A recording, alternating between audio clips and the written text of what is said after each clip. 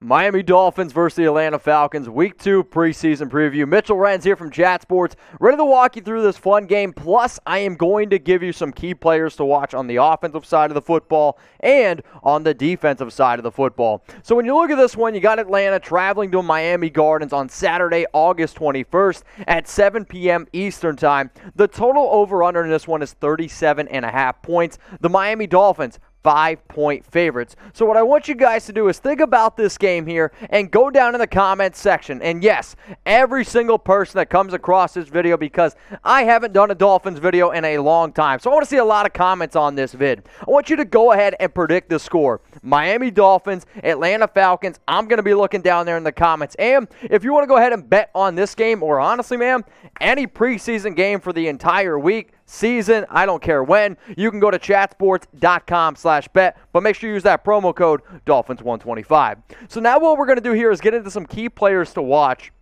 on the offensive side of the football. I'm going to go from basically each position: quarterback, running back, wide receiver, tight end, offensive line, and just give you my 2 cents on the overall position, and then tell you which player I'm really going to be focusing on. When you're talking about quarterbacks, I mean, we all know what I'm going to say here, right? It's Tua time. We're going to be looking at him and how he continues to be able to develop. No disrespect to Jacoby Brissett. No disrespect to Reed Sinnett. But I don't really care how you play. I care about Tua. And he, in the opener, he did okay. But when Tua was asked after the game, what do you want to see going forward? Tua wants to see a clearer operation. And honestly, man, I do too. There were definitely some times where you're like, wow, he looked pretty good. And so far this week at practice and these joint practices, he's also looked pretty good. He's also had his up and downs as well. But I want to see the starting offense execute and get a touchdown. I want to see Tua either throw one, run one in, or on that drive, they finish it with a touchdown. Preseason week 1.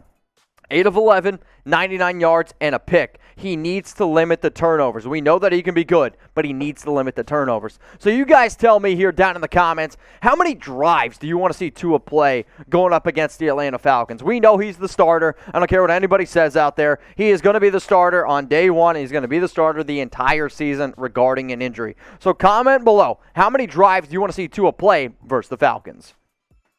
Usually, I don't take this route, but with Tua, I still want to be able to see him prove himself. So I would like to see him out there until he leads a touchdown drive. We can't just keep saying, oh, we know that he's going to be this, we know that he's going to be that.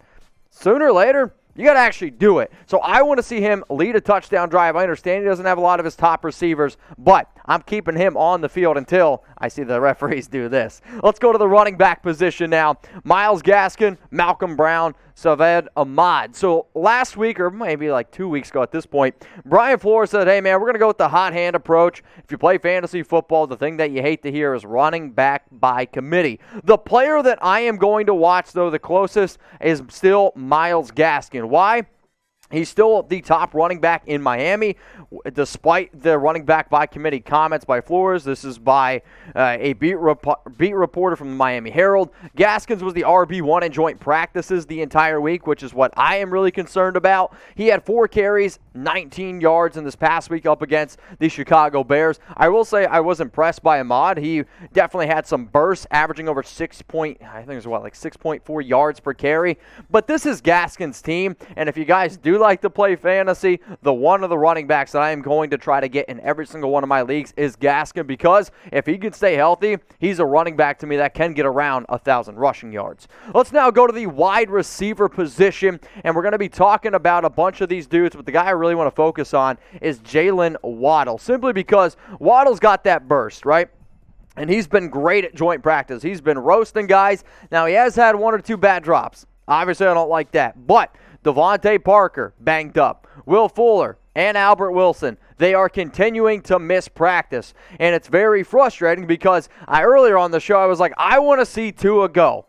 But it's really hard to sit here and say, Tua, you need to be great when you don't have 3 out of your top 4 wide receivers. In the first preseason game, he saw 1 target. He didn't have any catches. That's okay. But as long as these other guys continue to miss time, that means when you talk about Waddle, he needs to step up. Jakeem Grant had a bad drop today at practice. I want to see Preston Williams, who just got activated. Lynn Bowden, I'm talking to you as well. You're talking about Malik Holland. So many players on this roster. Matt Collins is the name I meant. that are battling it out. And if they only going to keep 7 wide receivers, this actually could be a team that ends up keeping more because your top 3 guys and Will Fuller suspended the very first week of the season. So I got an awesome deal going on right now here at Dolphins Today for a limited time only. Free Dolphins videos, but you got to act quick. You do. Yeah, got to act quick.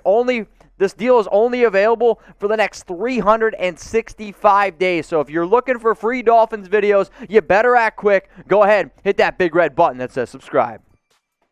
Let's go to the tight end position here where you got Mike Gesicki, Adam Shaheen, Durham Smythe, Hunter Long still obviously battling that injury, and all those other guys, no disrespect, don't really care about him. Adam Shaheen had a halfway decent day in terms of joint practices. I saw a beat reporter call him the MVP, but my eyes, they're on Gesicki. I mean, let's face it.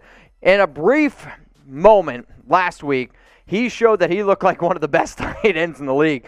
2 catches, 56 yards. I believe that Long was like 40 yards down the middle of the field. I mean, he was very, very impressive. And I still want to be able to see that because, again, if you don't have your top 3 receivers, look for Gesicki to come on, shoulder a bigger workload, and be that top option for Tua Tagovailoa. Because if you're going to go ahead and you're going to continue to put this offense on a high pedestal, Gesicki is going to be a major, major part of it, so my eyes are on him. So out of all the players on offense, right, we already went through a few guys. Which player are you most excited to watch? I want you to go down in the comments and let me know. I anticipate most people to type Tua. Hell, my mother would probably type Tua. But if you guys want to think about another position that could potentially be interesting, let me know down in the comments. If I could tell you which position group I'm going to be watching the closest, it's going to be the offensive line, because the offensive line, it left plenty to be desired, especially Austin Jackson. Now, Liam Eichenberg was okay, Dieter, Hunt, Davis, this and that, but you got to be able to keep Tua up, right? You need to be able to make sure that he's okay. And I actually think one of the reasons why Little was realistically brought in was because Jackson's kind of been struggling. He didn't play well against the Bears. Let's just call it how it is. He struggled at times last year as a rookie. He has not been playing well in the preseason, and he's looked okay according to a report at joint practices. To put it simply, if you're drafted in round 1 and your job is to play left tackle, and all these reports, we know he's talented. When you watch him play, you're like, that guy has it. He needs to put it together up here a little bit more. So until that happens, he needs to be a little bit more consistent. Now, I don't know about y'all, I love free money. And who doesn't love free money, right? So if you guys love free money and you love the NFL, and if you love the Dolphins, then this is a hell of a deal for you. Go to chatsports.com/bet. I'm going to say it again because if you don't go to this link, you're not going to get the deal. Chatsports.com/bet. Use this promo code here, Dolphins125. It's going to get you a 125% deposit bonus. If you have no idea what that means, it means if you put down $100, you get $125 for free to bet with. If you want to be a big baller, go ahead and put down $500 and get $625 for free to bet with. Make a $5 bet on the Dolphins. How about this? Covering the spread up against Atlanta. Atlanta lost 23-3 last week. They looked terrible, and I anticipate the Dolphins to win this matchup. So go ahead, go to chatsports.com/bet, put $5 down on the Dolphins to cover, and the over-under, I usually bet the unders, but this could be a game that maybe goes over. Promo code Dolphins125 at chatsports.com/bet. It's time now to move to the defensive side of the football. So coming up here, we're going to be breaking down some players that every single Dolphin fan needs to be watching on the defense. We are first going to start with the big dudes up front. Christian Wilkins, Zyler, Ogba. Where exactly am I going to go in this direction here? But it's realistically, when you talk about some of these guys, I know the name that I'm going to bring up here isn't listed, but he plays outside linebacker. He also gets his hand in the dirt, and it's Jaylen Phillips, who the Dolphins drafted 18 overall in this past year's draft. Unfortunately for us, and even for him, he didn't get to play against Chicago, but he was rocking a red jersey yesterday, which is kind of interesting to me. He did still work with the first-team defense, which is obviously a good sign.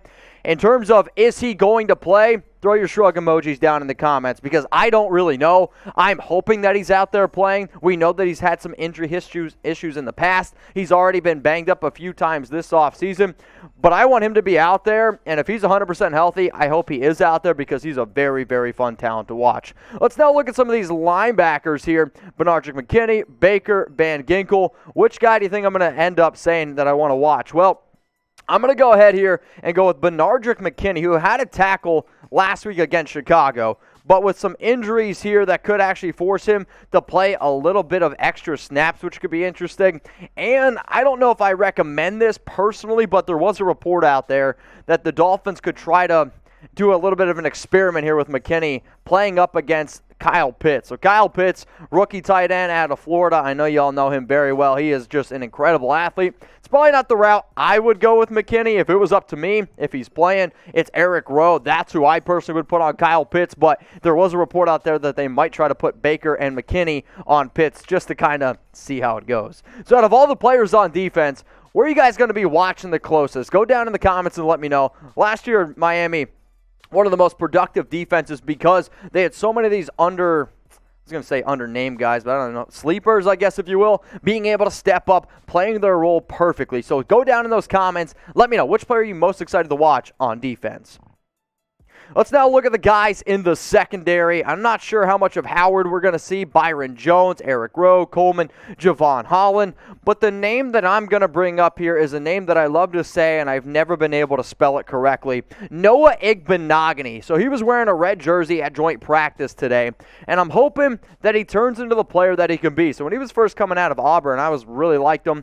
He had good physicality. Jaylen Waddle was asked, who's the best cornerback you ever went up against in college? And his response, Noah Igbinoghene. So preseason week 1, he did have 4 tackles, but you're finding this situation where you can kind of tell that Miami's not trying to replace him, but they're bringing in a lot of extra players that could potentially do that. I know that Igbinoghene can be a solid player, and in a perfect world, maybe he can get a little bit of extra slot reps, but he needs to go out and continue to prove himself because last year, according to the PFF, he was the worst cornerback in the entire league.